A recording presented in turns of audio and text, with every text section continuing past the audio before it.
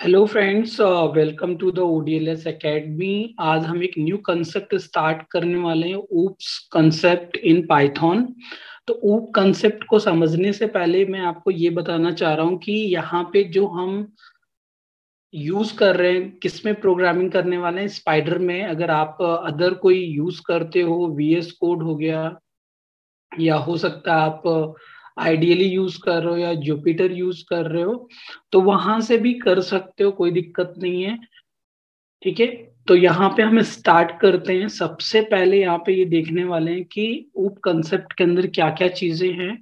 उसको पहले टर्म्स को समझते हैं, क्योंकि अगर जब तक आपको टर्म्स नहीं समझ में आएगी तो आप कंसेप्ट को कभी भी इम्प्लीमेंट नहीं कर पाओगे। ठीक है, तो देखो यहाँ पे सबसे पहले मैंने इसका एक प्रॉपर नोट्स बनाया, थोड़ा सा मेहनत करना पड़ा इस पे।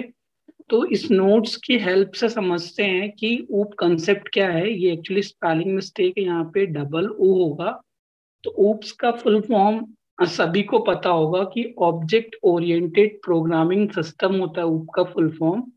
तो यहाँ पे ऊप होता क्या है बेसिकली, जब भी हम किसी भी प्रोग्रामिंग में ऑब्जेक्ट क्रिएट करते हैं, ठीक है, जब भी ऑब्जेक्ट बनाएंगे तो उसको हम क्या बोलेंगे, ऊप। मतलब ऊप कंसेप्ट यूज हो रहा है। अगर जैसे हम कभी भी ऑब्जेक्ट नहीं बनाते, विदाउट ऊप कंसेप्ट अगर कोई भी प्रोग्रामिंग करते हैं, तो उसको हम क्या बोलते हैं, प्रोसीजर ओरिएंटेड प्रोग्रामिंग। ठीक है, जब प्रोसीजर ओरिएंटेड प्रोग्रामिंग होती है तो उस केस में हम ऊप कंसेप्ट नहीं यूज करते। बट जब भी अगर हम ऑब्जेक्ट बनाएंगे तो उप कंसेप्ट यूज होगा। और ये जो कंसेप्ट यूज होता है, इसका काम क्या होता है बेसिकली, कि कोड को रीयूजेबल बना देता है। मतलब हम कोड को बार बार यूज कर सकते हैं। तो आई थिंक किसी को ये चीज समझ में नहीं आ रही होगी कि कैसे ये रीयूजेबल कोड बन जाता है। तो आपको सारी चीजें समझ में आएंगी, बस थोड़ा सा आप पेशेंस रखो। तो एक्चुअली ये रीयूजेबल जो कोड बन जाता है, इसका मतलब क्या हुआ कि एक तरीके से ये इम्प्लीमेंट करता है ड्राई प्रिंसिपल को। अब देखो, ड्राई प्रिंसिपल क्या होता है, जो ये मैंने वर्ड यूज किया है ड्राई। तो ड्राई बेसिकली, ड्राई प्रिंसिपल क्या होता है, ड्राई प्रिंसिपल, ड्राई का फुल फॉर्म होता है do not repeat your self. ठीक है, या डोंट रिपीट योर सेल्फ।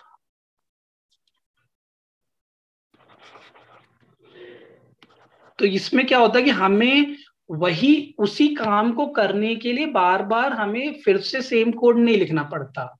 तो ऊप कंसेप्ट का मतलब यही है, इसीलिए ऊप कंसेप्ट अपन यूज करते हैं। तो देखो, इसके लिए मैं क्या करता हूँ, आपको एक बहुत सिंपल सा एग्जांपल देता हूँ, तो शायद ये चीज समझ में आ जाए। उस तो ये चीज कैसे समझ में आएगी, देखो ऊप कंसेप्ट कैसे यूज होता है। जैसे आपने सुना भी होगा कि ऊप कंसेप्ट के अंदर क्लासेस बनती है। तो क्लासेस बेसिकली क्या होती है, एक तरीके से ब्लू प्रिंट होता है। Blue print for creating object. Blue print का मतलब क्या होता है, टेम्पलेट। हम क्या करते हैं, जो भी क्लास होती है, क्लास जब बनाते हैं ना, क्लास बनाने का मतलब क्या हुआ कि हम एक टेम्पलेट बना रहे हैं, और उस टेम्पलेट को यूज करते हैं ऑब्जेक्ट बनाने के लिए। आई थिंक ये आपको चीजें समझ में नहीं आ रही होगी। अब देखो, इसको और हम सिंपल फॉर्म में समझते हैं। जैसे आपने कॉलेज का एनरोलमेंट फॉर्म भरा होगा, आपने बहुत बार ऑनलाइन फॉर्म भरते हो। आप जैसे कहीं पे घूमने जाते हो तो आप रिजर्वेशन फॉर्म भरते हो। तो ये सब रिजर्वेशन फॉर्म हो गया, एनरोलमेंट फॉर्म हो गया, ये क्या होता है, टेम्पलेट ही तो होता है। कि उसमें वो सारी चीजें खाली रहती है, आप अपना नाम भरते हो, आपका फ्रेंड अपना नाम भरता है, मतलब सब अपने अपने नाम फिल करते हो उसके अंदर, इनरोलमेंट के अंदर। तो जो वो टैम्पलेट मिलता है, जो एक फॉर्म मिलता है, वो क्लास होती है। ठीक है, जब आप उसके अंदर अपना नाम डाल देते हो, अपना डिटेल डाल देते हो, तो वो क्या बन जाता है, ऑब्जेक्ट। ठीक है, इसको हम एक फिगर से समझते हैं। देखो यहाँ पे मैंने एक बहुत अच्छा सा फिगर आपके लिए ड्रॉ किया हुआ है। आपको बेसिक अंडरस्टैंडिंग हो जाएगी इस चीज की अच्छे से, प्रॉपर।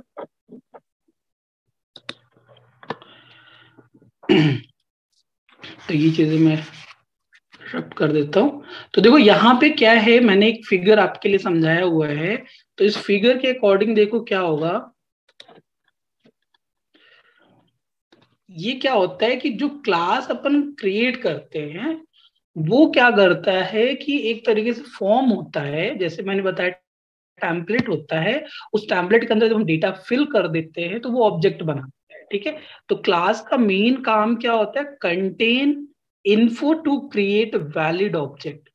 उसके पास एक इंफॉर्मेशन होती है एक वैलिड ऑब्जेक्ट बनाने की। ठीक है, तो यहां से हम एक ऑब्जेक्ट क्रिएट कर लेते हैं जब फॉर्म फिलअप कर देते हैं। अब देखो यहाँ पे इसका सिंटैक्स क्या होता है।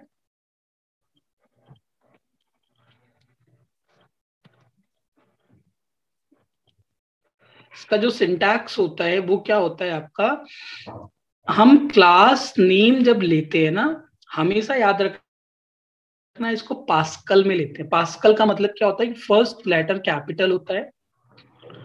ठीक है, तो जैसे देखो पास्कल केस होता है, एक कैमल होता है। कैमल में क्या होता है, देखो यहाँ पे स्मॉल, पहला लेटर स्मॉल है, तो ये क्या होता है फिर बाद में कैपिटल, पहले स्मॉल फिर बाद में कैपिटल, ऐसा कुछ हो जाता है, तो कैमल केस होता है। बट अगर पहला लेटर कैपिटल है, जैसे नेम का पहला कैपिटल है, एम्प्लॉय का पहला कैपिटल है, तो इसको पास्कल केस बोलते हैं। तो हमेशा क्लास की जो नेम होती है वो पास्कल केस में होती है। इस चीज को आप ध्यान में रखना, मे बी बहुत सारे इंटरव्यू में ये क्वेश्चंस आ सकता है।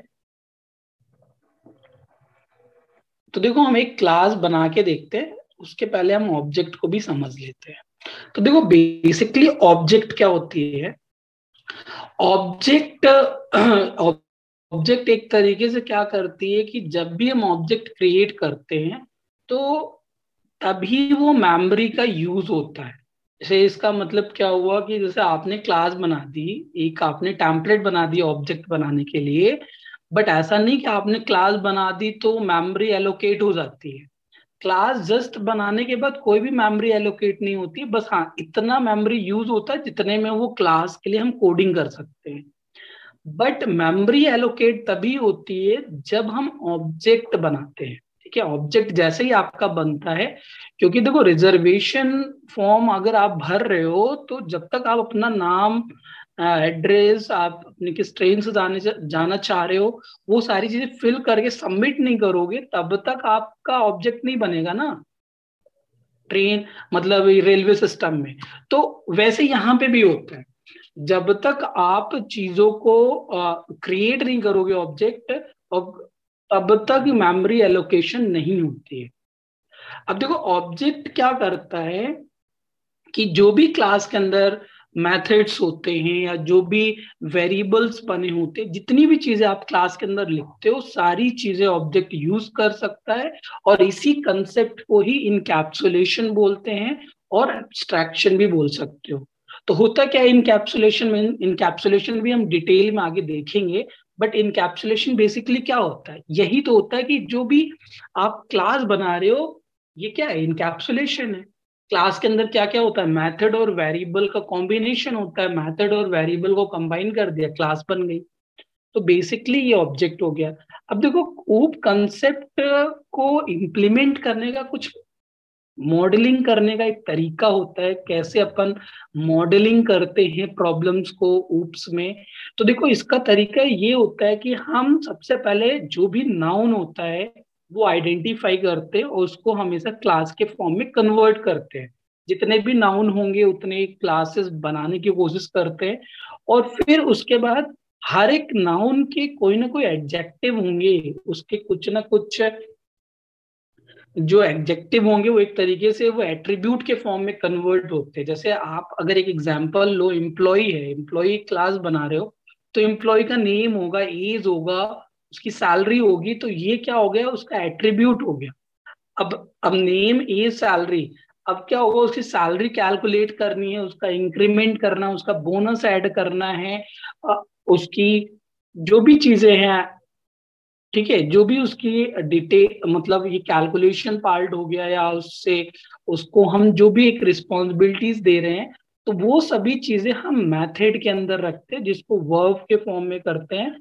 तो देखो हमें ये चीज आइडेंटिफाई करनी पड़ती है उप कंसेप्ट लगाने से पहले कि क्या नाउन है, क्या एडजेक्टिव है, क्या वर्ब्स है इसके अंदर, और उसके बेसिस पे हम क्लास बनाएंगे, एट्रीब्यूट बनाएंगे, और मेथड का मतलब आप समझ रहे हो, फंक्शंस बनाने पड़ते हैं, तभी तो जाके क्लास कंप्लीट होती है। तो ये आपका हो गया कि मॉडलिंग कैसे करेंगे ऊप कंसेप्ट को। ठीक है, अब देखो यहाँ पे क्या है, अब देखो इसको हम थोड़ा सा बना के देखते हैं कि ये बेसिकली मतलब ये कैसे वर्क कर रहा है, तो इसको हम प्रोग्रामिंग करके देखते हैं। तो बेसिकली देखो यहाँ पे क्या होगा कि हम एक क्लास बनाने की कोशिश करते हैं,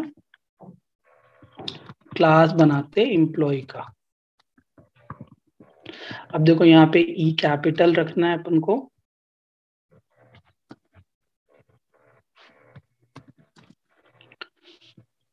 अब देखो यहाँ पे हम क्या बनाते हैं, एक फंक्शन बना लेते हैं।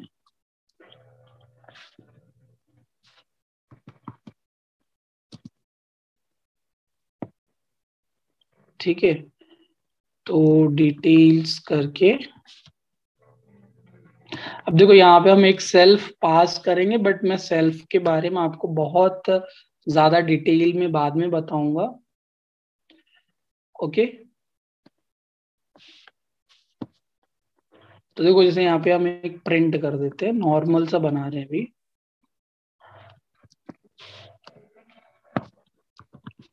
वेलकम टू ऊप कंसेप्ट, ऊप्स कंसेप्ट।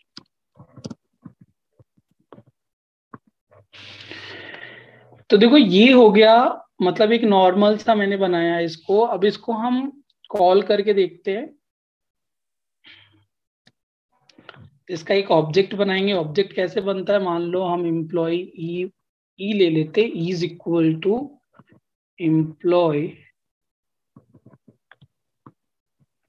ठीक है, अब हम यहाँ पे प्रिंट करेंगे ई डॉट डिटेल्स। ठीक है, ये फंक्शन कॉल कर लिया।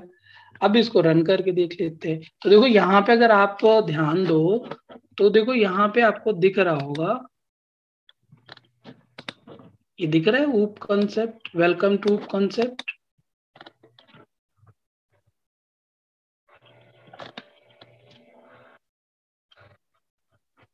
ठीक है,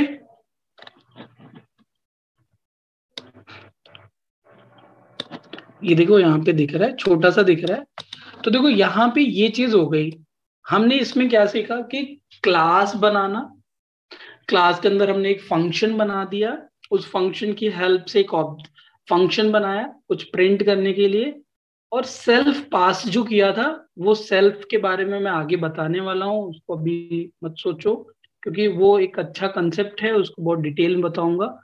फिर यहाँ पे जो अपने ऑब्जेक्ट क्रिएट किया, ई एक ऑब्जेक्ट क्रिएट किया, उसकी हेल्प से हमने इस फंक्शन को कॉल कर लिया। तो बेसिकली ये अपनी एक क्लास रेडी हो रही है। अब देखो यहाँ पे क्या है कि एक टर्म आती है क्लास एट्रीब्यूट। तो बेसिकली क्लास एट्रीब्यूट क्या होता है, क्लास एट्रीब्यूट एक तरीके से ये वो एट्रीब्यूट होता है क्लास का जो क्लास से बिलोंग करता है, ना कि ऑब्जेक्ट से। मतलब ये क्लास से रिलेटेड एट्रीब्यूट होता है। क्लास एट्रीब्यूट क्या होता है, क्लास से रिलेटेड एट्रीब्यूट होता है। ठीक है, अब देखो क्लास से रिलेटेड एट्रीब्यूट का मतलब क्या हुआ कि जब भी कोई एट्रीब्यूट ऐसा बनाना पड़े जो कॉमन हो सभी के लिए, सभी फंक्शंस के लिए कॉमन हो, या सभी ऑब्जेक्ट के लिए कॉमन हो, एक तरीके से जब सभी ऑब्जेक्ट के लिए कॉमन होता है तो उसको हम क्या बोलते हैं, क्लास एट्रीब्यूट। ठीक है, अब इसका एग्जाम्पल क्या है, जैसे आप किसी कंपनी के लिए कोई प्रोग्रामिंग कर रहे हो, तो कंपनी का नेम तो कॉमन होगा ना सभी एम्प्लॉय के लिए। ऐसा थोड़ी ना कि गूगल के अंदर अगर कोई बंदा काम कर रहा होगा तो वो याहू वाला भी होगा, ऐसा तो होगा नहीं। तो गूगल का बंदा गूगल कंपनी के अंदर ही काम करेगा। तो यहाँ पे कंपनी नेम जो हो गई वो एक तरीके से क्लास एट्रीब्यूट होगी, क्योंकि ये सभी ऑब्जेक्ट के लिए सेम हो। ठीक है, तो ये क्लास एट्रीब्यूट होता है। अब देखो ऐसा जरूरी नहीं कि आपको हमेशा क्लास एट्रीब्यूट ही हर चीज बनानी है, आपको ऑब्जेक्ट एट्रीब्यूट बनानी पड़ती है, जिसको हम इंस्टेंस एट्रीब्यूट भी बोलते हैं। तो वो क्या होता है कि जब वो ऑब्जेक्ट टू ऑब्जेक्ट वेरी करता है, हो सकता है कि राम के लिए कुछ अलग हो, श्याम के लिए कुछ अलग हो। सैलरी क्या होती है, सैलरी सबकी अलग होती है ना। तो ये क्या हो गया, सैलरी क्या हो गई, नेम क्या हो गया, ये ऑब्जेक्ट एट्रीब्यूट या इंस्टेंस एट्रीब्यूट बोल सकते हैं उसको। तो ये ऑब्जेक्ट से रिलेटेड होता है, ऑब्जेक्ट की डिटेल को स्टोर करता है। बट एक चीज हमेशा ध्यान में रखना, कभी कभी, अब देखो ऑब्जेक्ट तो, मान लो अगर अपने पास दो ऑब्जेक्ट हैं, एक ऑब्जेक्ट है जैसे फॉर एग्जांपल राम, एक ऑब्जेक्ट है राहुल, दो ऑब्जेक्ट है, दोनों की कंपनी सेम है, ठीक है, ये क्या हो गया, क्लास एट्रीब्यूट। अगर दोनों का नाम डिफरेंट है, सैलरी डिफरेंट है, ये क्या हो गया, instance attribute. But some time ऐसा होता है कि हमने कोई भी चीज क्लास एट्रीब्यूट में भी डिफाइन की है, ऑब्जेक्ट एट्रीब्यूट में डिफाइन की है, सेम चीज को, ठीक है, सेम चीज को हमने दोनों जगह एट्रीब्यूट किया, तो प्रेफरेंस किसको दिया जाएगा, हमेशा ध्यान में रख लो, ऑब्जेक्ट एट्रीब्यूट को प्रेफरेंस ज्यादा देते हैं क्लास एट्रीब्यूट के कंपैरिजन में। तो कभी भी आप अगर क्लास एट्रीब्यूट और ऑब्जेक्ट एट्रीब्यूट दोनों में डिफाइन करोगे, तो ऑब्जेक्ट एट्रीब्यूट का प्रेफरेंस ज्यादा होगा, ठीक है, क्लास एट्रीब्यूट की हेल्प से। तो देखो अब इसको हम समझ लेते हैं प्रोग्रामिंग करके। जैसे अभी हमने यहाँ पे किया था, हम यहाँ पे एक बनाते हैं क्लास एट्रीब्यूट। तो हमने क्या बना दिया, क्लास एट्रीब्यूट कंपनी। तो कंपनी क्या बनी, मान लो ODLS एकेडमी, ठीक है, ये कंपनी बन गई। तो अगर हम यहाँ पे एम्प्लॉय बना रहे हैं, मान लो कोई एम्प्लॉय विवेक, एक विवेक हमने एम्प्लॉय बनाया, ठीक है।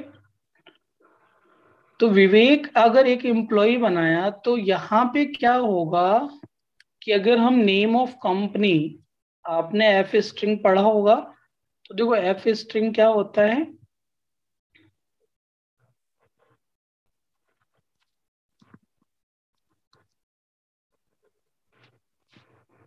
जैसे यहाँ पे अगर हम करना चाह रहे हैं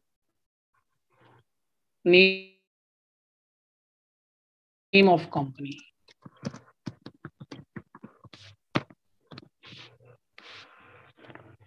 एक सेकेंड, इसको हम डायरेक्टली नेम ऑफ कंपनी, तो यहाँ पे क्या करेंगे, सेल्फ डॉट कंपनी, को पता होगा सेल्फ डॉट कंपनी। देखो सेल्फ क्या है, ये एक तरीके से, मैं इसको बहुत डिटेल में बताऊंगा, थोड़ा आगे बताऊंगा। सेल्फ बेसिकली कुछ नहीं होता, ये खुद का एक ऑब्जेक्ट होता है क्लास का, ठीक है। तो अभी उसको हम देखेंगे। बट सेल्फ एक तरीके से हम, एक डिफॉल्ट होता है क्लास का, एक डिफॉल्ट मतलब एक ऑब्जेक्ट बोल सकते हो, जो इस चीज को, कोई भी फंक्शन के अंदर जो भी आप वेरिएबल्स बनाते हो या जो भी एट्रीब्यूट्स बनाते हो, उसको कॉलिंग करने के लिए हेल्प करता है। तो देखो यहाँ पे अगर हम सेल्फ डॉट कंपनी करेंगे, ठीक है, sorry, self dot company only, तो ये आपका हो जाएगा। अब देखो यहाँ पे अगर हम इसको कॉल करें डिटेल्स को, एक सेकेंड, विवेक होगा यहाँ पे,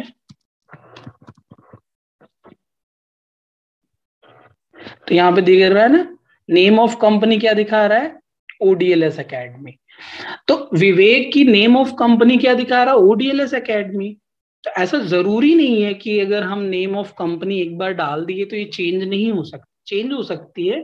बट बेसिकली क्या होता है, जब हम किसी भी, अब देखो इसमें कितने भी ऑब्जेक्ट बनाओगे, तो ये क्या है, जो नेम ऑफ कंपनी है वो कॉमन है, ठीक है, नेम ऑफ कंपनी चेंज नहीं होगी, अंडरस्टैंड। हम इसको डायरेक्टली चेंज भी कर सकते हैं, ऐसा नहीं है, जैसे अगर हम चाहें कि हम चाह रहे हैं कि इस कंपनी को चेंज करें,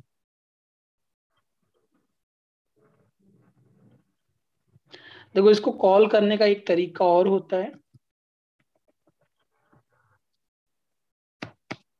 देखो यहाँ पे अगर हम ऐसा डाल दे विवेक डॉट कंपनी,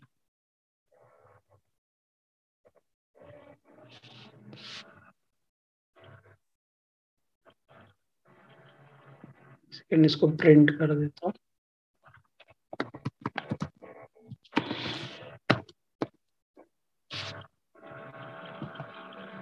तो देखो विवेक डॉट कंपनी डाला तो डायरेक्टली क्या दिखा रहा, ओनली ओडीएलएस दिखा रहा, दिख रहा है ना आप लोग को, यहाँ पे देखो ये ओडीएलएस दिखा रहा है।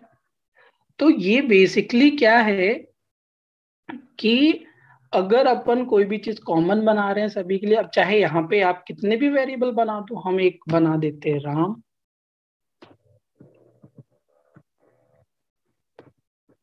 ठीक है।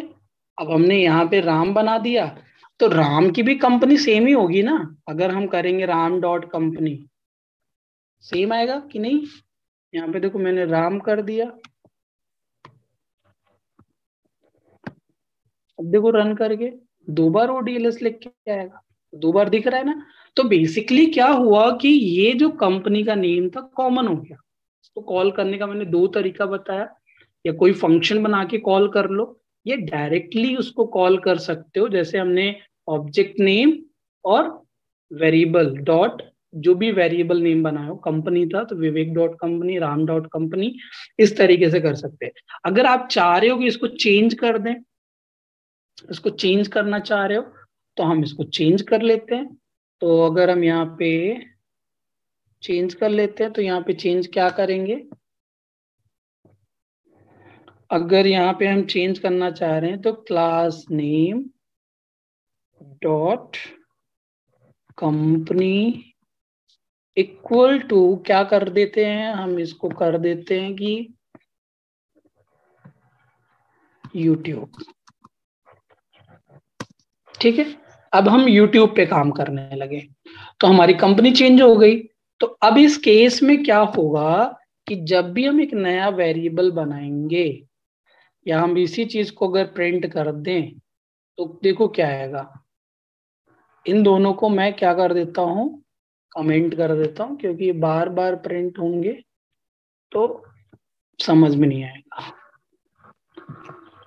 अब देखो YouTube लिख के आ रहा है, दिख रहा है ना। तो बेसिकली क्या हुआ कि जब हम चेंज करना चाह रहे थे तो ये चेंज हो गया। तो ऐसा जरूरी नहीं है कि आपने अगर क्लास एट्रीब्यूट बना दिया तो वो चेंज नहीं हो सकता, वो जहां पे आप चाहोगे वहां पे चेंज करोगे, बट ये चेंज होगा सभी ऑब्जेक्ट के लिए, ठीक है। तो ये हो गया। अब हम इसका एक एग्जाम्पल देख लेते हैं इंस्टेंस एट्रीब्यूट का भी, ठीक है। तो ये पूरा आपका था क्लास एट्रीब्यूट के लिए। तो इंस्टेंस एट्रीब्यूट के लिए क्या होगा, अभी मैंने बताया जस्ट कि अगर हम कोई भी उसके अंदर डिफाइन करते, सपोज दैट हमने यहाँ पे एक बना दिए सेल करके सैलरी के, तो हमने कर दिया सेल्फ डॉट सैलरी, और एक नेम का भी बना लेते हैं, नेम वेरिएबल पास कर देते हैं, self dot name is equal to name. अब देखो ये नेम और ये नेम में अंतर है, ये नेम हम फंक्शन के अंदर वेरिएबल बना रहे हैं, और ये जो पास हो रहा है ना, वो यहाँ पे इस वाले नेम के पास आ रहा है। तो इसको आप अगर कंफ्यूजन नहीं करना है तो इसके लिए एक हम एनम कर देते, ज्यादा सही है, तो आपको डिफरेंस समझ में आएगा, ठीक है। और सेल्फ डॉट सैलरी, तो सैलरी क्या होगा, सेल होगा, तो ये चीज हो गई। अब हमने नेम ऑफ कंपनी कर दिया प्रिंट, इसी तरीके से अदर भी वेरिएबल प्रिंट कर सकते हैं। अगर हम इसमें प्रिंट करना चाहें,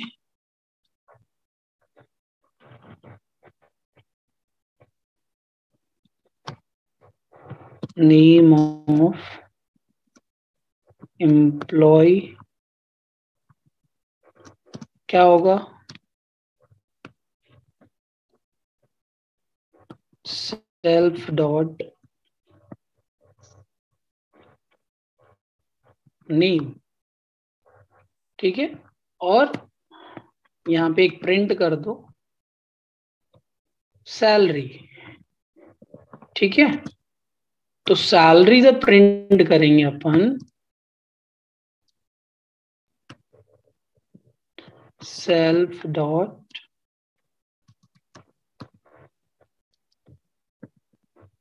ये हो गया सैलरी, ठीक है। तो आई होप ये चीज क्लियर हो रही होगी आपको। अब अगर हम यहाँ पे देखो,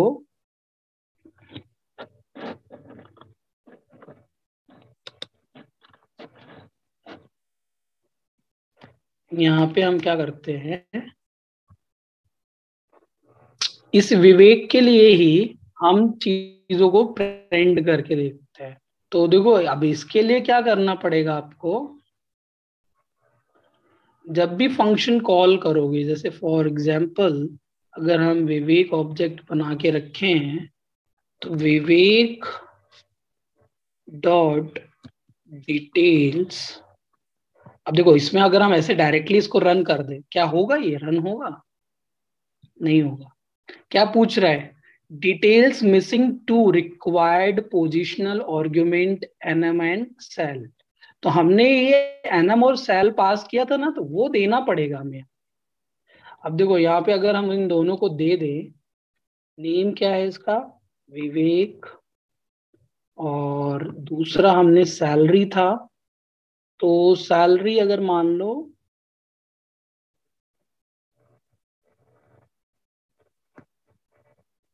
1 लाख, तो यहां पे क्या होगा, अब देखो ये रन कर जाएगा, दिखा रहा है ना, नेम ऑफ कंपनी यूट्यूब, क्योंकि अभी हमने नेम ऑफ कंपनी चेंज किया था, नेम ऑफ एम्प्लॉय विवेक, और सैलरी कितनी है, 1 लाख।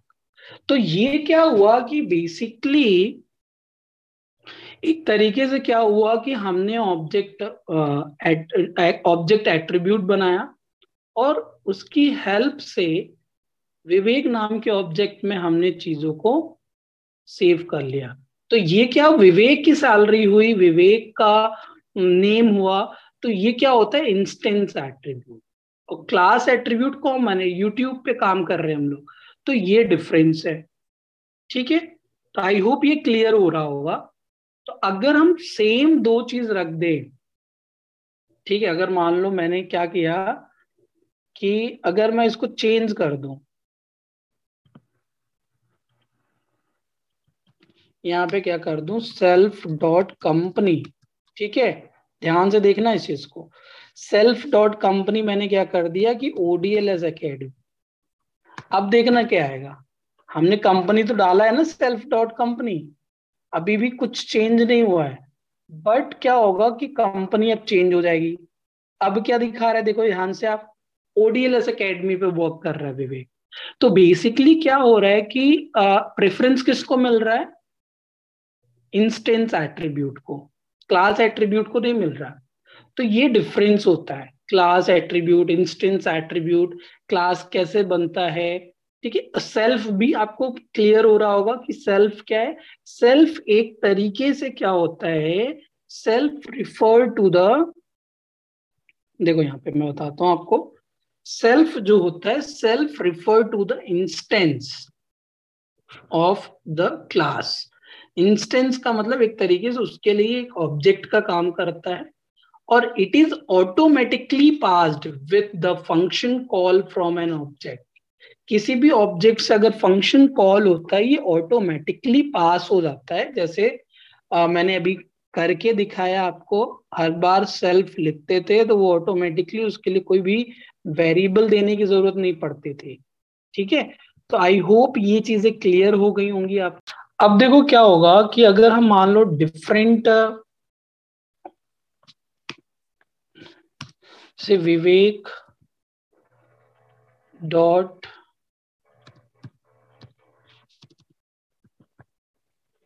विवेक डॉट सैलरी इक्वल टू हमने कर दिया 50,000, एंड राम डॉट सैलरी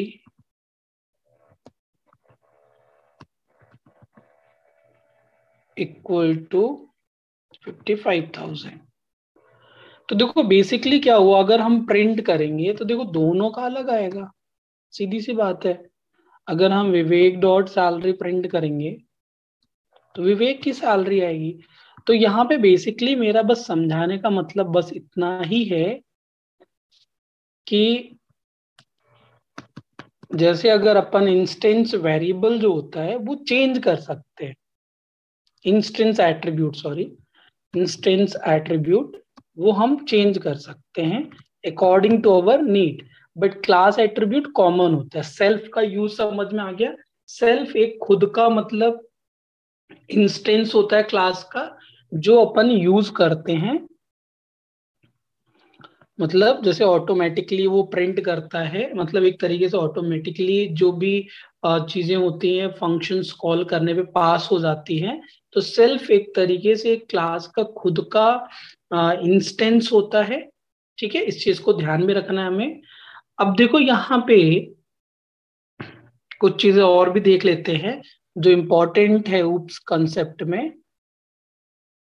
यहाँ पे ये दिख गया होगा आपको, विवेक डॉट सैलरी पे एक 50,000 आया, इसमें 55,000 है।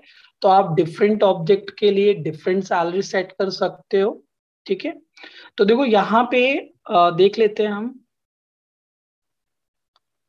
New concept static method.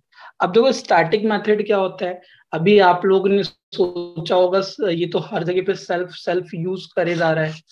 तो अगर मन कर रहा है कभी कि हमें सेल्फ यूज करने की जरूरत ही नहीं है, ठीक है, अगर हम चाह रहे हैं कि सेल्फ हम यूज ही ना करें, तो उस केस में हमें क्या करना पड़ता है, स्टैटिक मेथड बनानी पड़ती है। क्योंकि सेल्फ हम कब यूज करते, जब कोई भी वेरिएबल पास करना होता है। अब अगर मान लो आपको ओनली प्रिंट करना है वेलकम टू द ओडीएलएस एकेडमी, उस केस में आपको कोई भी एट्रीब्यूट की यूज नहीं कर रहे हो, उसमें ओनली एक का स्ट्रिंग प्रिंट कर रहे हो आप। तो उस केस में हमें सेल्फ लिखने की जरूरत ही नहीं है। सेल्फ तभी जरूरत पड़ेगी ना जब कोई भी आप एट्रीब्यूट पास करोगे, कोई वेरिएबल पास करोगे, कोई आर्गुमेंट पास करोगे, तभी जरूरत पड़ेगी। तो उसी के लिए ये भी एक मेथड बनी हुई है स्टैटिक मेथड। ठीक है, जिसमें सेल्फ पैरामीटर पास करने की जरूरत नहीं पड़ती। आप ग्रीटिंग करना चाह रहे हो, ग्रीट करना चाह रहे हो, हेलो यूजर्स, यूजर्स को एक हेलो बोलना चाह रहे हो, तो उस सब चीजों के लिए ये एक नया स्टैटिक मेथड है अपने लिए। तो देखो हम इसको भी बना के देखते हैं स्टैटिक मेथड। इसके लिए क्या लिखना पड़ता है, @ स्टैटिक मेथड। ठीक है,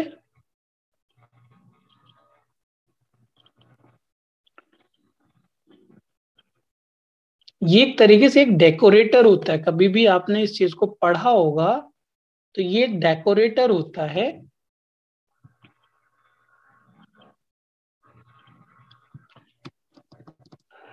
ठीक है, इसको डेकोरेटर भी बोलते हैं।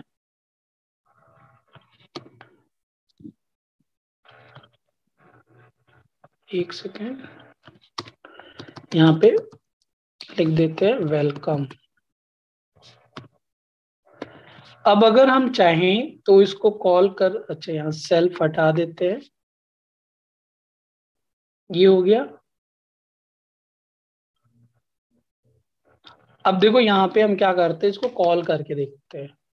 क्या कॉल करेंगे, विवेक डॉट वेरिएबल्स की हेल्प से इसको फंक्शन को कॉल करते हैं, ग्रेट। तो क्या ये रन करेगा, क्या प्रिंट करेगा ये, यहाँ पे क्या बोल रहा है कि एक्सपेक्टिंग 1 आर्ग्यूमेंट, तो समथिंग इज रॉन्ग। ओके,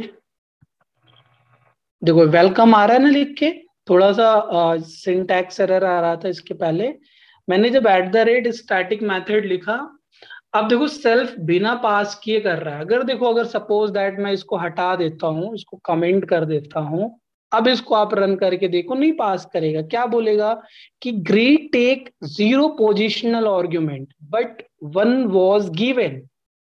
अब हमने तो कुछ नहीं दिया तब भी बोला, तो इसीलिए सेल्फ यूज होता है। समझ में आ रहा है आपको, सेल्फ हम इसीलिए यूज करते हैं, बट यहाँ पे सेल्फ का कोई यूज नहीं था, इसलिए हमने स्टैटिक मेथड बना लिया।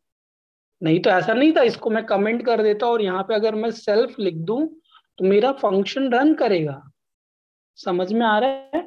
तो ये चीजें हो जाएंगी। देखो वेलकम दिख रहा है, बट हम नहीं चाहते ना कि हमारी दुश्मनी है सेल्फ से, सेल्फ हमको यूज ही नहीं करना है, तो उस केस में हम इसको हटा सकते हैं और हम यहाँ पे बिना सेल्फ के भी रन कर सकते हैं। तो ये होता है static method. Understand? I hope ये चीज क्लियर हो रही होगी। अब देखो स्टैटिक मेथड क्लियर हो गई, अब बहुत ज्यादा इंपॉर्टेंट एक टॉपिक है अपना कंस्ट्रक्टर। हम उस टॉपिक को देखते हैं। तो देखो कंस्ट्रक्टर क्या होता है, जैसे आपने ये देखा होगा कि INIT फंक्शन, तो ये जो होता है इसी को कंस्ट्रक्टर बोलते हैं। कंस्ट्रक्टर बेसिकली यूज क्यों करते हैं? तो कंस्ट्रक्टर एक मेथड है, एक बहुत ज्यादा स्पेशल मेथड होती है ये, जो यूज होती है। ठीक है, हम स्पेशल मेथड को यूज करते हैं कोई भी डिफॉल्ट वैल्यू देने के लिए। अगर हम चाह रहे डिफॉल्ट वैल्यू देना चाह रहे ऑब्जेक्ट को, वो दे सकते हैं, या वैल्यू स्टोर कर सकते हैं अपन इसके अंदर में। तो ये एक तरीके से क्या होता है कि जैसे ही ऑब्जेक्ट क्रिएट होता है तुरंत क्रिएट हो जाता है। कंस्ट्रक्टर क्या है, एक ऐसा मेथड है वो तुरंत रन कर जाता है जैसे ही ऑब्जेक्ट क्रिएट होता है। ठीक है, बट अदर फंक्शंस क्या होते थे, फंक्शंस की जब जरूरत होती थी, जब वो कॉल होते थे तभी वो रन करते थे। बट कंस्ट्रक्टर क्या होता है, जैसे ही आप ऑब्जेक्ट बनाओगे तुरंत वो रन कर जाता है। अब तुरंत कैसे रन करता है ये हम प्रैक्टिकली देखते हैं।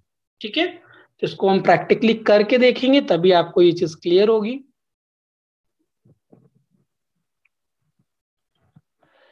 अब जैसे हम यहाँ पे कंस्ट्रक्टर बनाते हैं, स्टैटिक मेथड हटा देते हैं।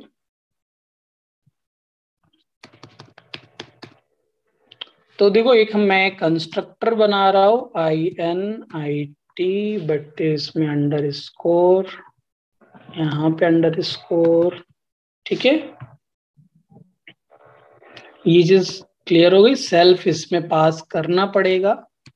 अब देखो यहाँ पे क्या होगा कि अगर मान लो हमने self dot name equal to nm, और nm एक वेरिएबल पास कर देते हैं इसमें। ठीक है, ये हो गया। अब देखो यहाँ पे क्या होगा,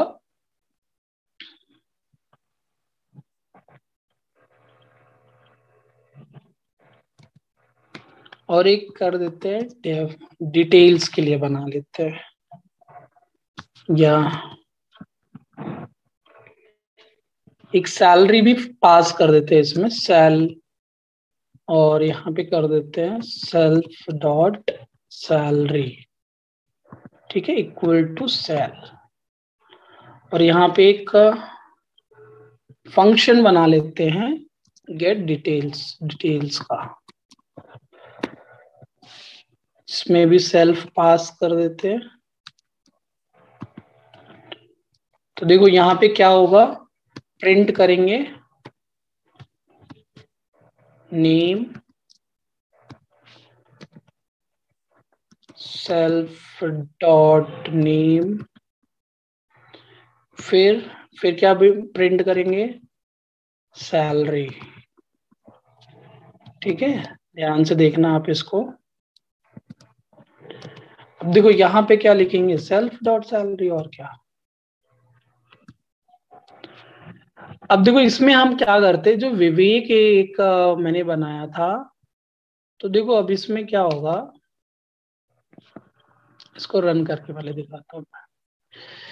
देखो रन जब किया तो मुझे क्या दिखा रहा है कि जो INIT जो कंस्ट्रक्टर हमने क्रिएट किया है उसको 2 पोजिशनल आर्गुमेंट चाहिए।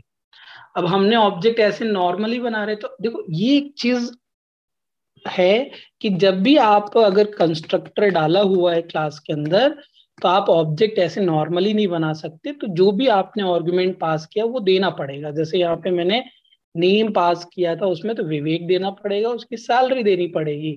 तो उसकी सैलरी क्या है, मान लो अपन ने डाल दिया 30,000।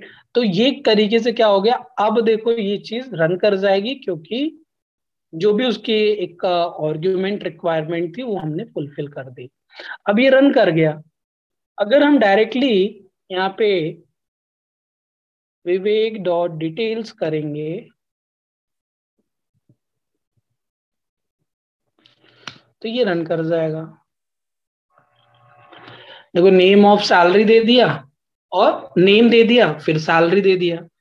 तो एग्जैक्टली ये चीज समझ में आई, हुआ क्या कि जैसे ही ऑब्जेक्ट बना तो वो विवेक और उसकी सैलरी को उसने इनिशियलाइज कर दिया, उसने वैल्यू को स्टोर कर लिया, और जब भी हम फंक्शन को कॉल कर रहे हैं वो ऑटोमेटिकली प्रिंट करता जा रहा है। तो ये फायदा होता है अपना कंस्ट्रक्टर का। ठीक है, ऐसे बहुत सारे इसके यूजेस होते हैं। एक अपन वैल्यू दे सकते हैं कंस्ट्रक्टर की हेल्प से, और ये बहुत यूजफुल होता है। कंस्ट्रक्टर की तरह एक डिस्ट्रक्टर होता है। जब हम डिस्ट्रॉय करते हैं कोई भी वेरिएबल को, वहां पे ये यूज होता है। सपोज दैट फॉर एग्जाम्पल, अगर हम एक विश क्लास बनाते हैं, विश करने वाली क्लास, एम्प्लॉय को विश करने की, हेलो करके, ठीक है।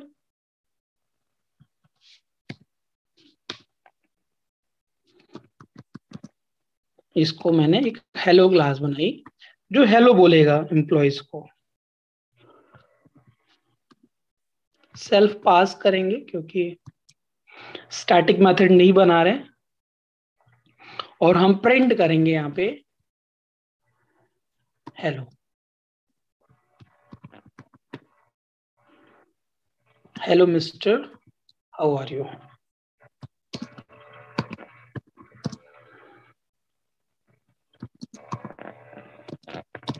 ठीक है, तो ये चीज हो गई। अब हम डिस्ट्रक्टर बना लेते हैं, एक डिस्ट्रक्टर बना लेते हैं, तभी तो हम डिस्ट्रक्टर का यूज समझेंगे। तो देखो डिस्ट्रक्टर जो होता है वो तभी एग्जीक्यूट करता है जब हम कोई भी ऑब्जेक्ट को डिलीट करते हैं। ठीक है, जब कोई भी ऑब्जेक्ट डिलीट होता है तभी डिस्ट्रक्टर फंक्शन कॉल होता है। तो जैसे हमने यहाँ पे ऐसा किया, एक अंडरस्कोर डेल, फिर डबल अंडरस्कोर, और इसको सेल्फ। ठीक है, ये हो गया। और प्रिंट डिस्ट्रक्टर, मैंने ये इसलिए इसको लिखा है कि हमें पता तो चले कि डिस्ट्रक्टर कॉल हुआ ऑटोमेटिकली। ठीक है, डिस्ट्रक्टर एग्जीक्यूटेड। ठीक है, ये चीज हो गई। अब देखो यहाँ पे हम क्या करते हैं कि पहले विवेक को हेलो बुलवाते हैं, विवेक को हेलो। तो विवेक एक ऑब्जेक्ट है, इसलिए इसको बार बार यूज करना पड़ रहा है। तो यहाँ पे हेलो, और अब हम इसको, इस विवेक को डिलीट करेंगे क्योंकि बार बार इसको यूज करना पड़ रहा है ना। तो हम इसको डिलीट कर देते हैं। अब विवेक को डिलीट कर दिए, बट क्या होगा अगर हम फिर से कोशिश करें कि विवेक डॉट कुछ भी, कोई भी इंफॉर्मेशन, जैसे ये विवेक डॉट डिटेल्स था ना, इसी को हम यहाँ पे कर लेते हैं। ठीक है, इसको जो पहले यूज किए थे इसको बाद में कर देते हैं।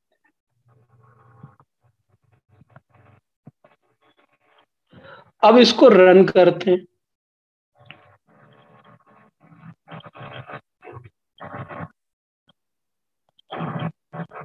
अब देखो क्या बता रहे हैं आपको, name Vivek is not defined. क्यों? और देखो यहाँ पे डिस्ट्रक्टर एग्जीक्यूटेड, डिस्ट्रक्टर को कॉल करने की कोई जरूरत नहीं पड़ी। हमने जैसे ही डिलीट किया वेरिएबल को, वो ऑटोमेटिकली आपको रिमाइंडर भेज देगा या ये बता देगा कि आपने ये वेरिएबल डिलीट किया है। और देखो विवेक यहाँ पे hello mister how are you print हुआ, फिर डिस्ट्रक्टर एग्जीक्यूटेड प्रिंट हुआ। ठीक है, और फिर तुरंत बाद में बोल रहा है एरर की विवेक इज नॉट डिफाइंड। क्यों विवेक? विवेक तो डिफाइंड है, ऑलरेडी डिफाइंड है, बट ये डिलीट हो गया, इसलिए ये नॉट डिफाइंड बता रहा है। तो ये होता है डिस्ट्रक्टर।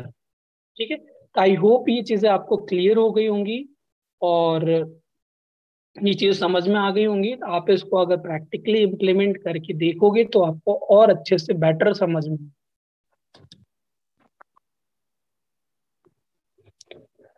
तो अभी हम एक न्यू कंसेप्ट स्टार्ट करने वाले हैं, जिस कंसेप्ट का नाम क्या है? इनहेरिटेंस। तो देखो, ऊप कंसेप्ट के अंदर इनहेरिटेंस बहुत ज्यादा इंपॉर्टेंट होता है, इसका बहुत यूज है। तो हम वन बाय वन इस चीज को समझते हैं। तो देखो यहाँ पे इनहेरिटेंस क्या होता है। तो इनहेरिटेंस एक तरीका है कि एक नई क्लास बनाने का by using the existing class features. मतलब अगर हम कोई एक क्लास ऑलरेडी बना चुके हैं, अगर उसके फीचर्स को यूज करके एक और नई क्लास बनाना चाह रहे हैं, तो उसके लिए इनहेरिटेंस का हम यूज करते हैं। ठीक है, अब देखो यहाँ पे क्या है, जैसे हम इसको एक एग्जाम्पल से समझेंगे, बट उसके पहले हम एक चीज और ये समझ लेते हैं कि जैसे यहाँ पे जो भी हम जैसे मान लो फॉर एग्जांपल दो क्लास बना रहे, इसमें बहुत सारे डिफरेंट डिफरेंट टाइप के इनहेरिटेंस होते हैं, तो वो टाइप ऑफ इनहेरिटेंस समझ लो तो आपको ज्यादा क्लियर होगा।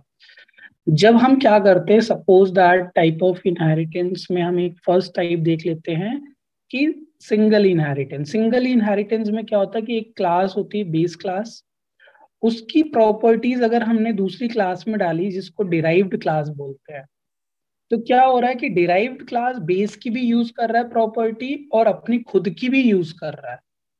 तो ये सिंगल लेवल है इनहेरिटेंस हो गया। बट मल्टीपल इनहेरिटेंस क्या हो गया कि अगर मान लो एक क्लास है, एक और क्लास है, दोनों ये दोनों इंडिपेंडेंट क्लास हैं, और इसकी भी प्रॉपर्टीज में आ गई और इसकी भी प्रॉपर्टीज में आ गई। जैसे अगर हम देखें, मदर फादर के जो प्रॉपर्टीज होती है वो हमारे अंदर होती है। तो एक तरीके से ये क्या होती है, मल्टीपल इनहेरिटेंस होता है। ठीक है, और मल्टी लेवल इनहेरिटेंस क्या होता है, मान लो दादाजी की प्रॉपर्टीज आ गई पापा में, पापा की प्रॉपर्टीज आ गई हम में, तो ये क्या हो गया, मल्टी लेवल इनहेरिटेंस। ठीक है, तो ये बात समझ पा रहे हो आप लोग, कोरिलेट कर पा रहे हो कि मल्टी लेवल, मल्टीपल और सिंगल इनहेरिटेंस में क्या डिफरेंस है। तो देखो हम इसको प्रैक्टिकली देखते, तब आपको ये चीज ज्यादा क्लियर हो पाएगी। ठीक है,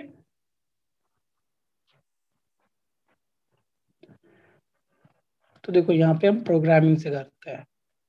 तो हम सबसे पहले इनहेरिटेंस को समझते हैं। ठीक है, जैसे इनहेरिटेंस क्या है, एक नई क्लास बनाना है एग्जिस्टिंग क्लास की हेल्प से।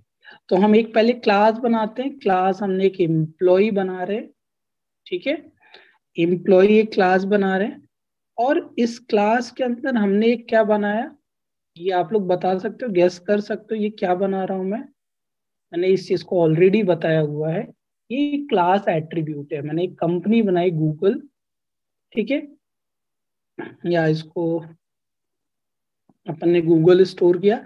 एक हम फंक्शन बना लेते हैं जिस फंक्शन से हम डिटेल्स शो करेंगे। तो हमने एक नॉर्मल सा फंक्शन बना लिया शो डिटेल्स करके, और तो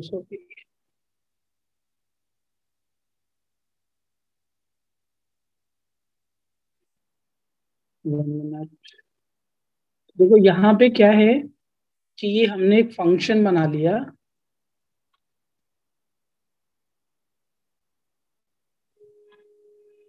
तो देखो इस फंक्शन में क्या है, हमने एक प्रिंट कर दिया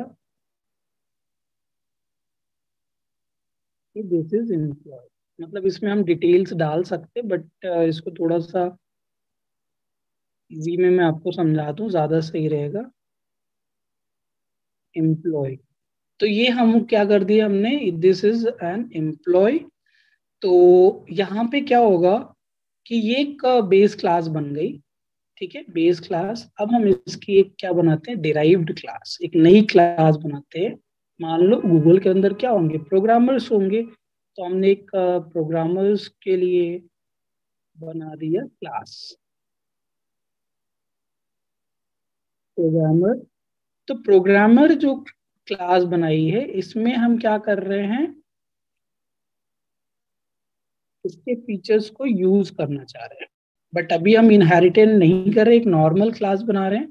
तो नॉर्मल क्लास में हमने लिख दिया कि जो ये लोग लैंग्वेज पे काम कर रहे हैं वो एक मान लो एसक्यूएल पे काम कर रहे प्रोग्रामर्स, और एसक्यूएल पे काम कर रहे हैं। तो अब हम क्या करते हैं, एक फंक्शन ले लेते हैं उसको प्रिंट करने के लिए, गेट लैंग्वेज।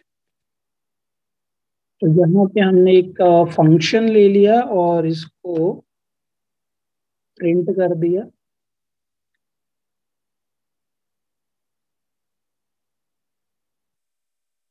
लैंग्वेज का, आई होप ये चीज समझ रहे हो, ये ऑलरेडी मैंने इसको इसीलिए बता दिया है,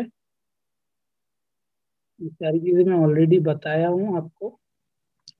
हमने क्या किया, सेल्फ डॉट लैंग, मतलब लैंग से बनाया था इसलिए लैंग कर दिया। तो ये क्या हुआ कि जो प्रोग्रामर है उसके लैंग्वेज के बारे में बता रहा है, ये कौन सी लैंग्वेज पे काम कर रहा है। तो अब देखो यहाँ पे क्या होगा, यहाँ पे आप इस चीज को ध्यान में देना, ध्यान से देखना कि अगर हम इसको रन करते हैं, अब देखो इनहेरिट भी कर लेते हैं क्या, इसको इनहेरिट भी कर लेते हैं। इनहेरिट करने के लिए क्या करना पड़ता है आपको, जस्ट यहाँ पे पैरेंथेसिस के अंदर उस क्लास का नेम देना पड़ता है। तो देखो यहाँ पे क्या होगा कि मैंने इसको दे दिया नेम। अब ये इनहेरिटेंस हो गया, मतलब क्या होगा कि अब हम ये भी प्रिंट कर सकते हैं और ये भी प्रिंट कर सकते हैं, दोनों चीजें एक ही क्लास के ऑब्जेक्ट से कर सकते हैं। अब हमने क्या किया, प्रोग्रामर्स की एक ऑब्जेक्ट बनाई, ठीक है।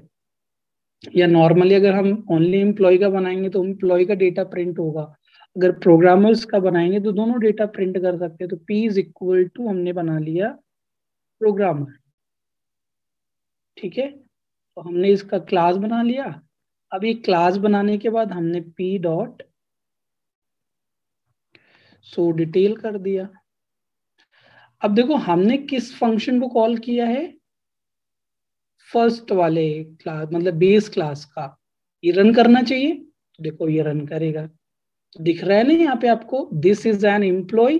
बट हमने ऑब्जेक्ट किसका बनाया था, प्रोग्रामर का, बट वो डिटेल्स कहाँ की हम ले रहे हैं, बेस क्लास की प्रिंट कर पा रहे हैं। अगर हम चाहें इसकी भी प्रिंट कर सकते हैं, अगर हम P dot gate language function use कर लेते हैं तो यहाँ पे अब रन करेंगे तो दोनों आएगा। देखो language, this is an employee, language SQL.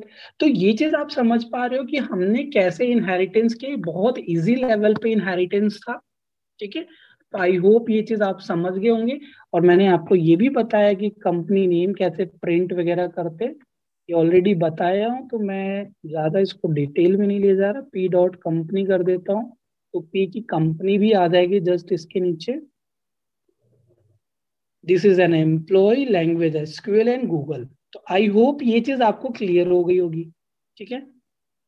अब देखो हम इसमें सिंगल लेवल इनहेरिटेंस करते, तो ये सिंगल लेवल ही इनहेरिटेंस था जो भी जस्ट किए हमने। हमने क्या किया कि एम्प्लॉय के जो भी फीचर्स थे वो प्रोग्रामर्स के अंदर हमने डाल दिए। देखो पी डॉट कंपनी भी हमने प्रोग्राम, पी किसका ऑब्जेक्ट था, प्रोग्रामर का था, बट पी डॉट कंपनी कर रहे तब भी वो गूगल बता रहा है, देखो यहाँ पे एम्प्लॉय क्लास से ले रहा है डेटा। तो ये चीज आप समझ पाए, ये सिंगल लेवल हो गया। अगर हम इसको मल्टी लेवल करें, मल्टीपल इनहेरिटेंस करें, तो दो क्लास बना सकते हैं। तो हमने एक क्लास और बना लेते हैं हम।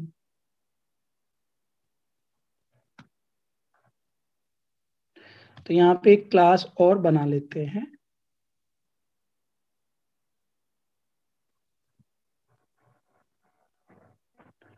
इसके अंदर हम बना लेते हैं एक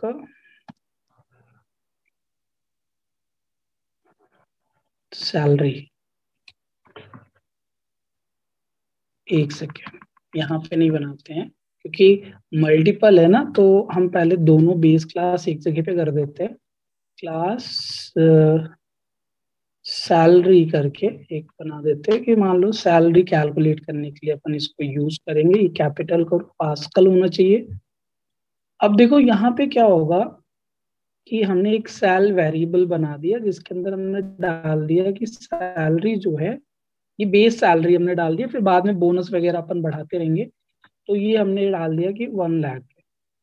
ठीक है, तो ये बेस सैलरी होगी। अब क्या होगा कि अगर सपोज दैट हम चाहते हैं कि पी को भी इनहेरिट कर दो प्रोग्रामर्स से, तो हम यहाँ पे दोनों को इनहेरिट करने के लिए क्या करेंगे, कॉमा लगा के लिख देंगे। कॉमा लगाएंगे, सैलरी से भी इनहेरिट कर देंगे। तो अब क्या होगा कि अगर हम पी की सैलरी चेक करने की कोशिश करेंगे तो पी की सैलरी भी मिल जाएगी। समझ रहे हो आप? तो पी की सैलरी क्या मिलेगी, देखो यहाँ पे प्रिंट पी डॉट सैलरी। तो देखो यहाँ पे आपको रन करते हैं।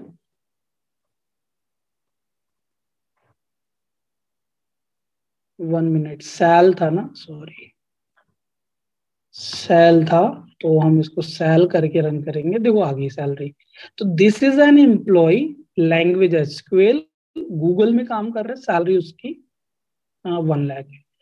तो आई थिंक ये चीज क्लियर हो गई कि ऑब्जेक्ट हमने प्रोग्रामर्स का ही बनाया, बट हम क्लास सैलरी से भी हम डेटा इनहेरिट कर रहे हैं और एम्प्लॉय से भी इनहेरिट कर रहे हैं। तो ये होता है multi level inheritance, sorry multiple inheritance. Multi level क्या होता है, जब हम मतलब क्या करते हैं मल्टी लेवल, जैसे अपन ग्रैंडफादर से फादर में आई, फादर से हमारे में आता है। तो इस टाइप का इनहेरिटेंस जब करते हैं तो वो मल्टी लेवल होता है। तो इसको हम देखो थोड़ा सा और अच्छे से समझते हैं इस चीज को। जैसे एम्प्लॉय है, ठीक है। अब अब जैसे आप गूगल कंपनी को ही देख लो, गूगल कंपनी के अंदर क्या है कि गूगल कंपनी किसकी सब्सिडरी कंपनी, अल्फाबेट की। ठीक है, अल्फाबेट की सब्सिडरी है, यूट्यूब भी वैसे ही है। तो ये सब क्या है, एक उसकी पेरेंट कंपनी अलग है, फिर यूट्यूब के अंदर हम काम करते हैं एक तरीके से, ये इस टाइप का हो गया। तो देखो यहाँ पे हम इससे बेटर और भी ले सकते हैं एग्जाम्पल। जैसे अगर अपन इसमें चाहें कुछ बेटर एग्जाम्पल लें, एक पहले हम बना लेते हैं कंट्री इंडिया।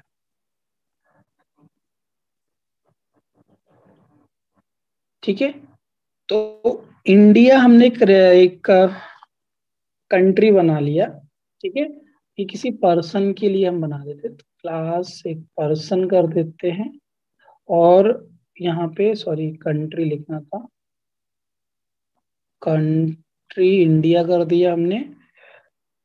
अब हमने एक हम फंक्शन बनाते हैं इसमें, क्या बनाते हैं, टेक बाथ।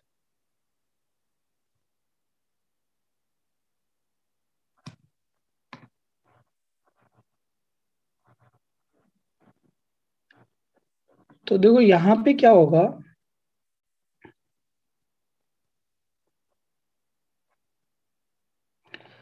तो देखो यहाँ पे क्या होगा कि हमने एक सेल्फ पास किया, क्योंकि सेल्फ इसलिए पास करना पड़ रहा है क्योंकि अभी हम स्टैटिक मेथड नहीं यूज कर रहे हैं। तो टेक बात में हम एक कुछ प्रिंट कर देते हैं, एट टेक बात एट 7:30 AM।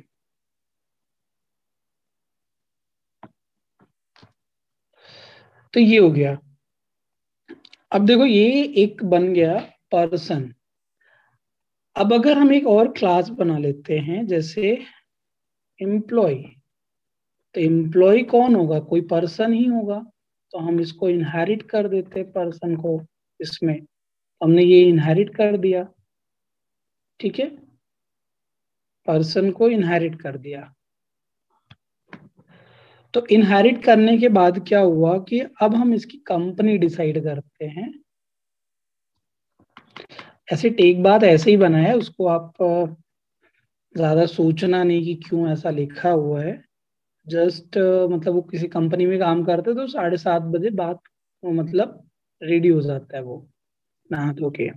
तो यहाँ पे हमने एक कंपनी बनाई, मान लो ओडीएलएस एकेडमी। तो वो ओडीएलएस एकेडमी पे वर्क करता है, उसको आना जरूरी है 9 बजे तक में, तो इसलिए जल्दी जल्दी फटाफट रेडी होता है। तो ये कंपनी में ओडीएलएस एकेडमी पे वो 7:30 के लिए रेडी होता है। अब देखो हम इसकी सैलरी सेट करते हैं, यहाँ पे एक फंक्शन बना लेते हैं कि सैलरी सेट करने के लिए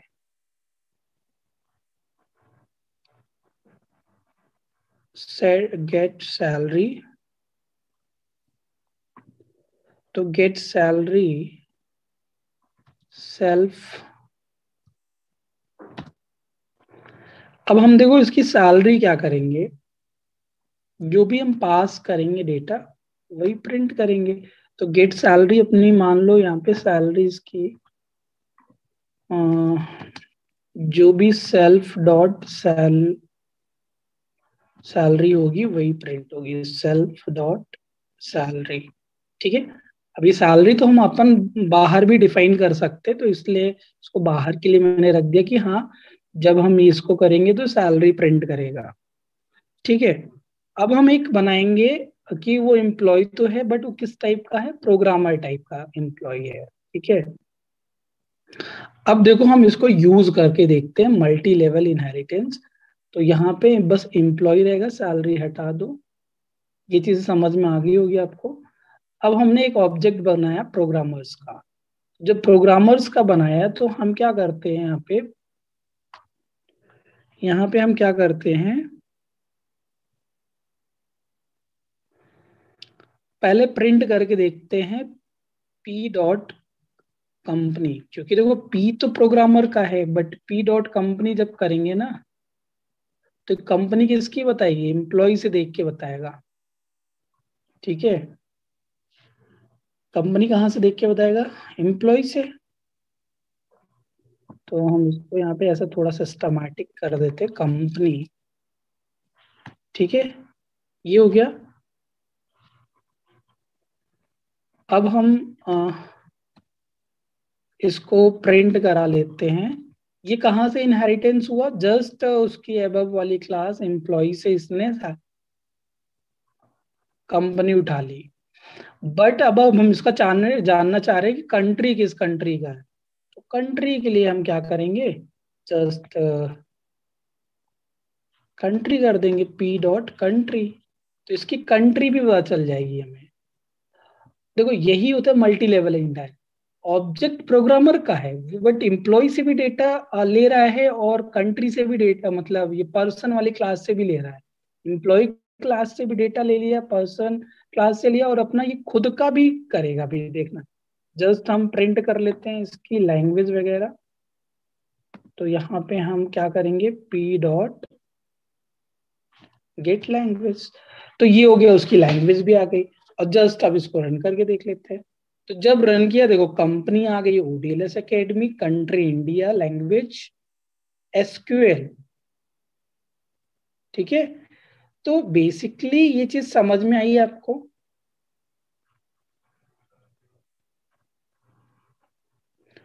तो यहाँ पे देखो ये चीजें हो गई। आई होप ये चीज आपको क्लियर हो गई होगी।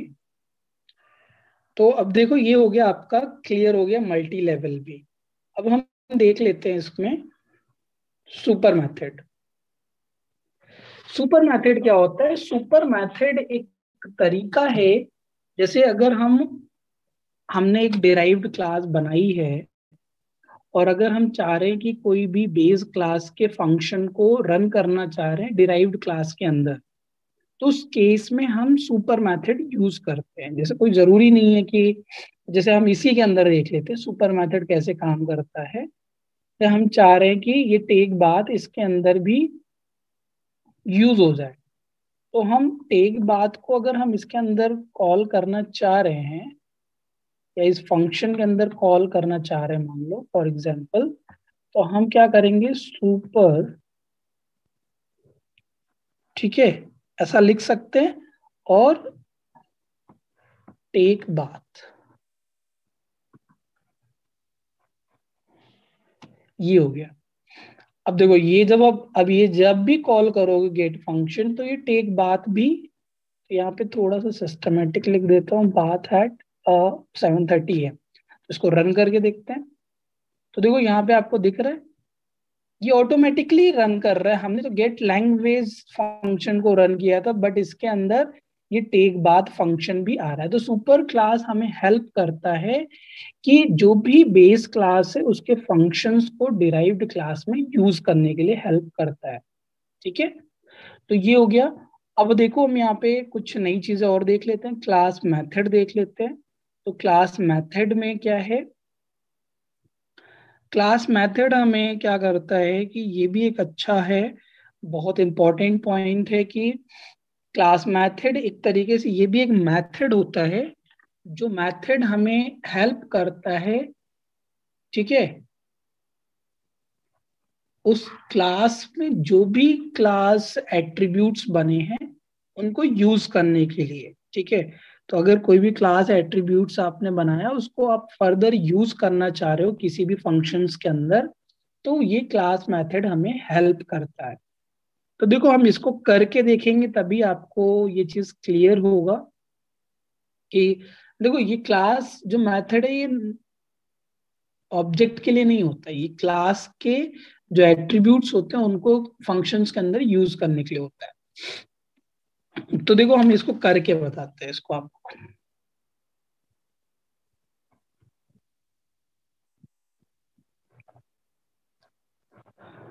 जैसे फॉर एग्जाम्पल हमने यहाँ पे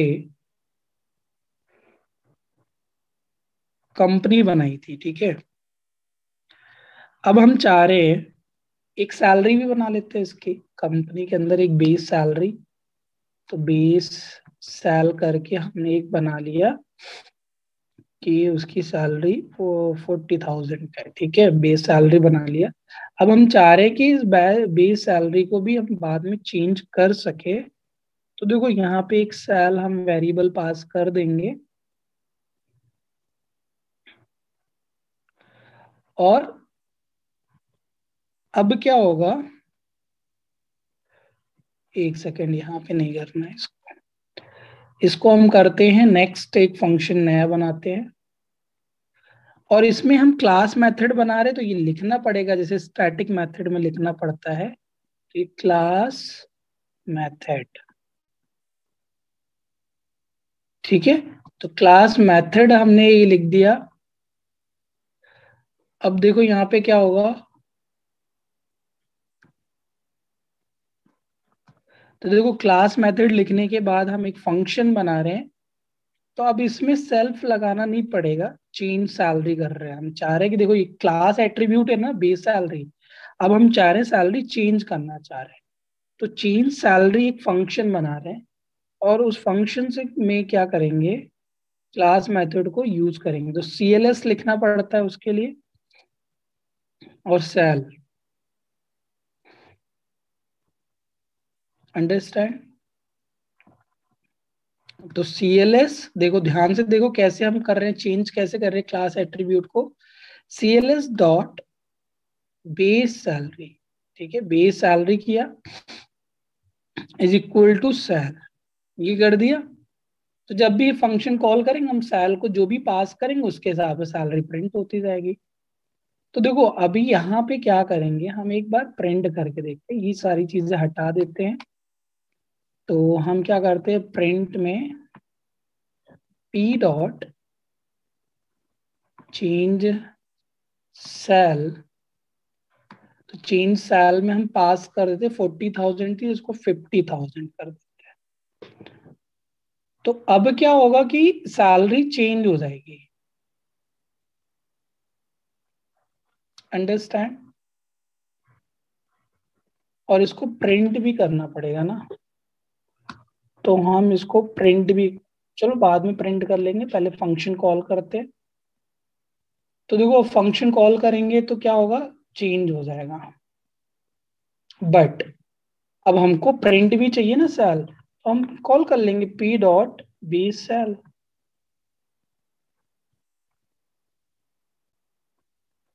तो जब पी डॉट बेस सेल करेंगे तो क्या आएगा बताओ, खुद सोचो, 40,000 थोड़ी ना आएगा, यहाँ पे आएगा 50,000। तो ये 50,000 दिखाएगा। क्यों 50,000 दिखा रहा है? 50,000 बस इसलिए ये दिखा रहा है क्योंकि रीजन इज दैट कि यहाँ पे सैलरी जो है वो आपकी चेंज हो गई। ओके, तो ये नन नन करके कुछ आ रहा है, शायद ये कोई भी वेरिएबल की वजह से आ रहा है, इसको बाद में फिक्स करेंगे। मेन आप इस नन को इग्नोर करो अभी। तो ये देखो, यहाँ पे हमने बस प्रिंट क्या किया था, बेस सेल, तो इसलिए वो चेंज हो गया, वो 50,000 हो गया। ओके, आई होप ये चीज क्लियर हो गई। तो इस तरीके से क्लास मेथड को यूज करते हैं जब क्लास एट्रीब्यूट्स को चेंज करना होता है। अब हम नेक्स्ट टॉपिक देखते हैं, प्रॉपर्टी डेकोरेटर। प्रॉपर्टी डेकोरेटर क्या होता है? एक तरीके से प्रॉपर्टी सेट करने के लिए हम इसको यूज करते हैं, एक तरीके से गेटर फंक्शन, इसको मेथड भी बोलते हैं। तो प्रॉपर्टी डेकोरेटर क्या होता है कि इसको हम गेटर मेथड बोलते हैं। गेटर मेथड क्या करता है कि हमें ये हमेशा इस तरीके से हेल्प करता है कि जो भी अपना एट्रीब्यूट होता है वो एज अ प्रॉपर्टी की तरह ट्रीट होने लगता है। ठीक है, एज अ प्रॉपर्टी कैसे ट्रीट होगा? देखो, हमें कभी भी कोई भी फंक्शन को कॉल करना था तो पैरेंथेसिस लगाना पड़ता है ना, तो वो एक फंक्शन की तरह कॉल होता है, वो एक प्रॉपर्टी की तरह कॉल नहीं होता था। तो अगर हमको एक प्रॉपर्टी की तरह अगर हम चाहते हैं, इसको बनाना चाह रहे हैं, तो गेटर फंक्शन लगाना पड़ता है। और एक सेटर फंक्शन होता है जो उस प्रॉपर्टी को चेंज अगर करना चाह रहे हो तो सेटर फंक्शन अपन को यूज करना पड़ता है। तो देखो, हम ये दोनों को देख लेते हैं, गेटर और सेटर फंक्शन। तो गेटर एंड सेटर फंक्शन क्या होगा, ध्यान से देखना, ये मैं सारी चीजें हटा रहा हूं अभी। तो देखो, हम यहाँ पे क्या करेंगे, एक क्लास बनाएंगे एम्प्लॉय की।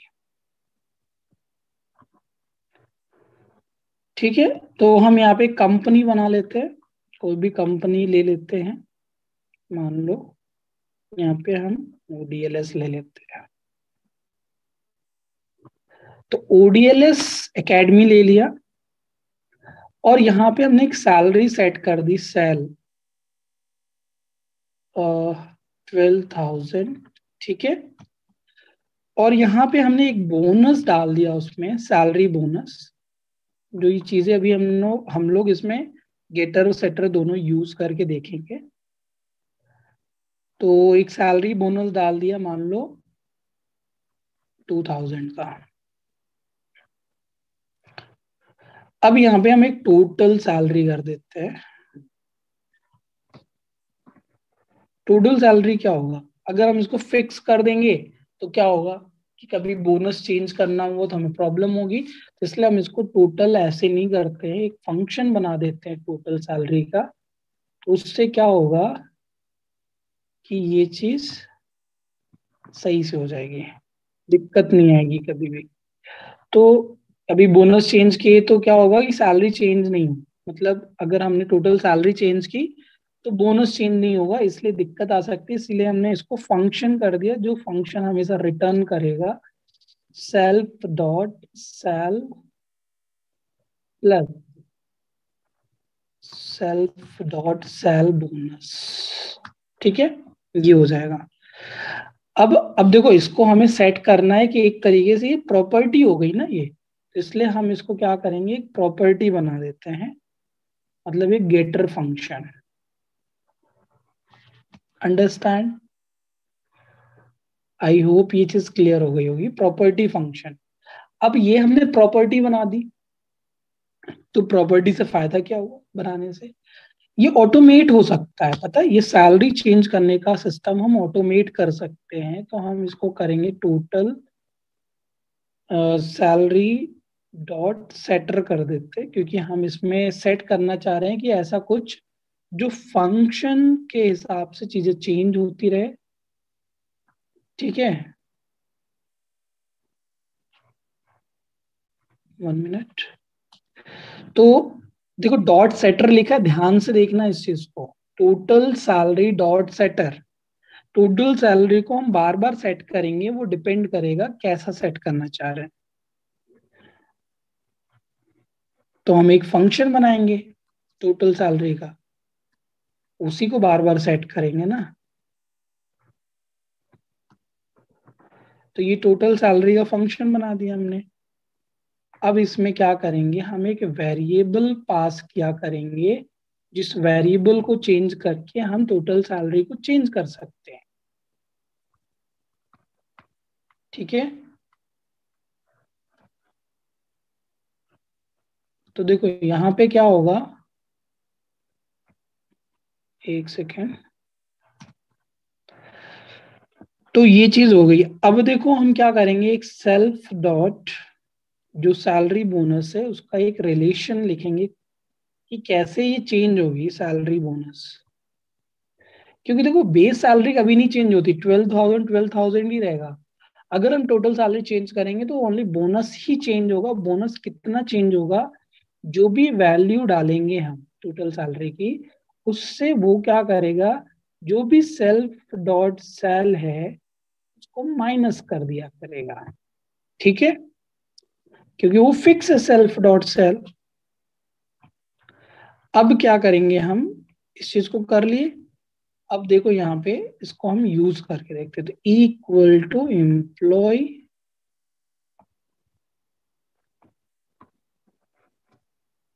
ठीक है, एम्प्लॉय बना दिया। अब हम प्रिंट करेंगे टोटल सैलरी।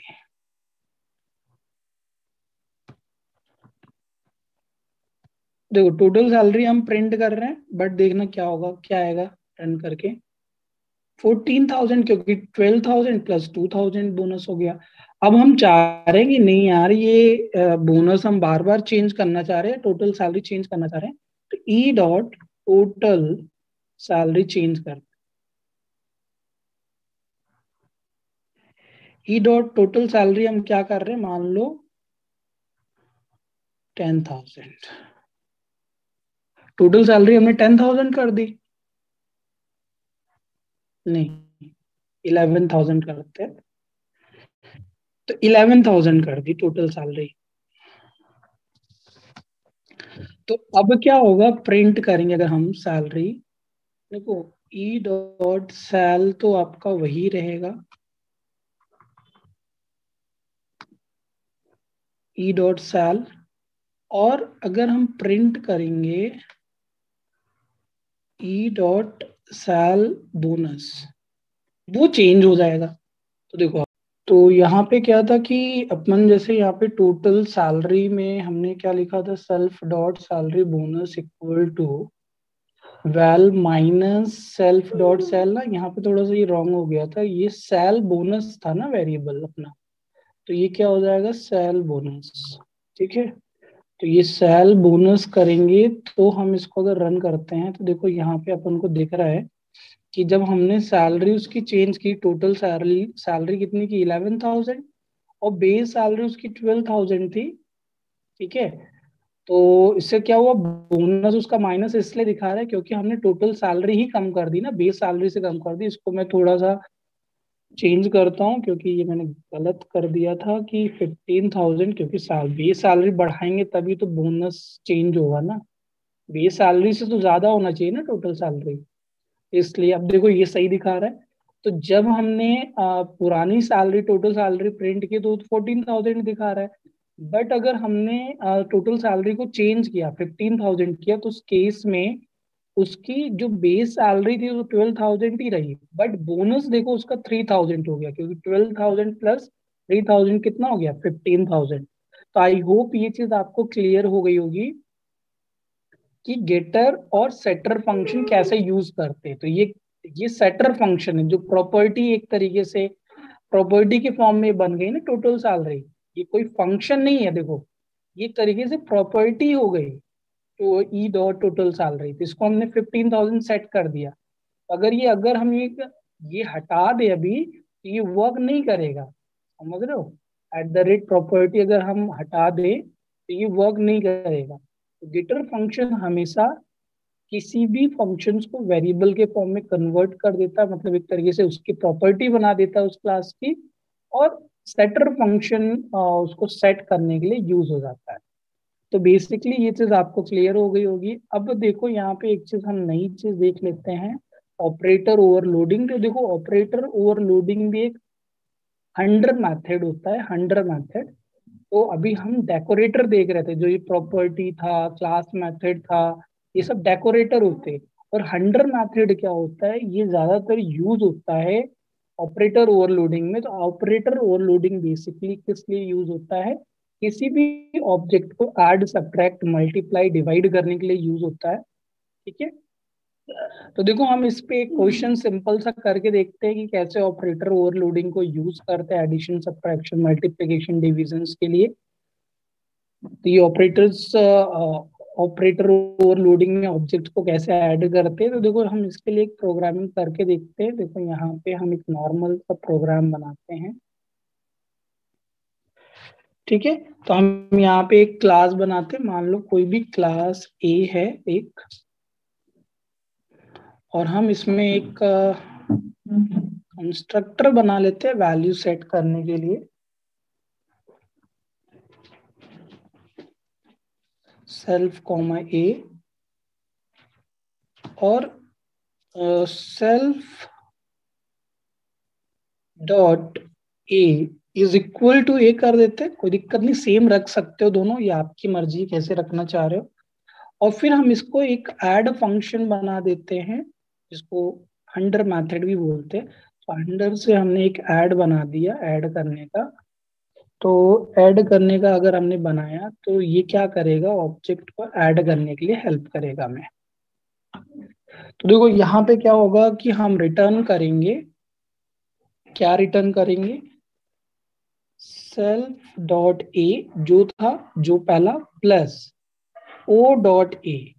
समझ लो इसका मतलब क्या हुआ कि हमने सेल्फ में जो पहला वेरिएबल आया उसको ऐड किया उसके अदर वेरिएबल से। तो देखो अब यहाँ पे क्या होगा कि हम ऑब्जेक्ट बनाएंगे। तो ऑब्जेक्ट बनाएंगे obj1 इज इक्वल टू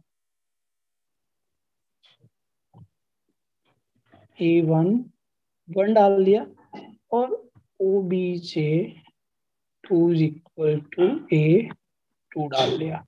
तो अब देखो दोनों को ऐड करना चाह रहे हो, प्रिंट कर दो आप obj1 प्लस obj। तो ये एक तरीके से सम किया। देखो अब होता क्या है, जो ये मेथड है ऑपरेटर ओवरलोडिंग, जैसे ही हम ऑब्जेक्ट के बीच में प्लस, इंटू, मल्टीप्लाई, डिवाइड करते तो वो तुरंत जाके चेक करता है कि ऐसा कोई फंक्शन बना है, अंडर मेथड है कि नहीं है उसमें। अगर वो होता है तुरंत उसको कॉल करता है, अदरवाइज एरर दिखा देगा। अब हमने प्लस ऑब्जेक्ट के बीच में किया तो प्लस मेथड को देखेगा, इंटू लगाओगे तो इंटू मेथड को देखेगा। तो इस तरीके से यहाँ पे ये चेक करता है। तो सम हम कर रहे थे, हम सम के लिए यूज कर लेते हैं, इसको रन करते हैं। तो देखो यहाँ पे दिखा रहा है आपको sum 3 दिखा रहा है। sum 3 क्यों दिखा रहा है कि हमने एक बार 1 सेट किया वैल्यू, एक बार 2 किया, तो 1 2 दोनों का sum 3 हुआ। इसी तरीके से आप मल्टीप्लाई के लिए बना सकते हो, डिवाइड के लिए बना सकते हो। तो सभी के लिए अलग अलग मेथड से बनाना पड़ता है, सबके एक ही तरीके हैं। देखो यहाँ पे मैंने कुछ इसमें नेम दिए हैं कैसे आप अदर बनाओगे। जैसे सब्ट्रैक्शन के लिए SUB लिखना पड़ेगा आपको, सब लिखना पड़ता है। और मल्टीप्लाई के लिए आपको MUL, और डिवाइड के लिए ट्रू DIV लिखना पड़ेगा, और फ्लोर के लिए फ्लोर DIV लिखना पड़ता है। तो इस तरीके से आप क्या कर सकते हो सॉरी ऑपरेटर ओवरलोडिंग कर सकते हैं। तो बेसिकली आई होप ये चीजें आपको क्लियर हो गई होगी, पूरा कंसेप्ट क्लियर हो गया होगा। ठीक है, थैंक यू।